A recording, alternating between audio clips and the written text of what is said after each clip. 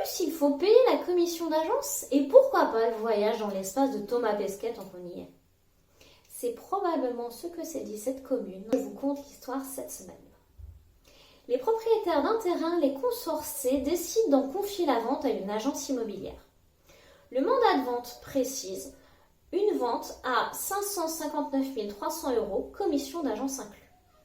Un mois et demi plus tard, les consorcés signent une promesse unilatérale de vente au profit de la société S au prix de 425 000 €, commission d'agence en plus.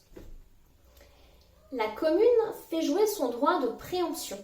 L'acte authentique est régularisé mais ne mentionne pas le montant de la commission d'agence que la commune a fait expressément exclure de la vente.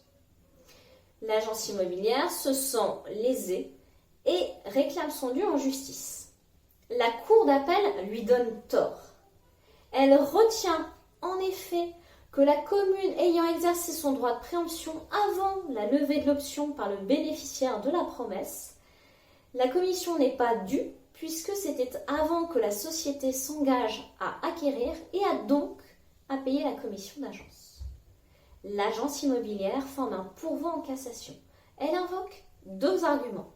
Le premier, la promesse unilatérale de vente valait engagement des parties quant au paiement de la commission d'agence si la vente était ultérieurement conclue.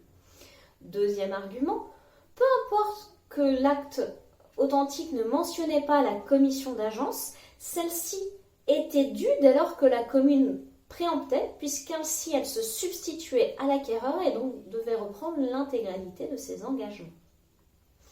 À votre avis, l'agence a-t-elle obtenu gain de cause? La réponse est oui. Dans cet arrêt du 12 mai 2021, la Cour de cassation rappelle plusieurs choses. Premièrement, la déclaration d'intention d'aliéner rappelle le prix et les conditions de la vente, c'est-à-dire en l'occurrence le montant de la commission d'agence.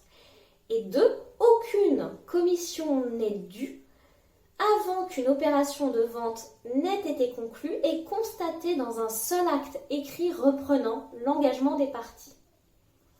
Elle en déduit ainsi que lorsqu'un titulaire de droit de préemption fait jouer son droit, il se substitue à l'acquéreur pressenti et doit reprendre l'intégralité de ses engagements dès lors que le montant de la commission d'agence et la partie qui était tenue à son paiement est mentionné dans un document et ainsi que dans la déclaration d'intention d'aliéner.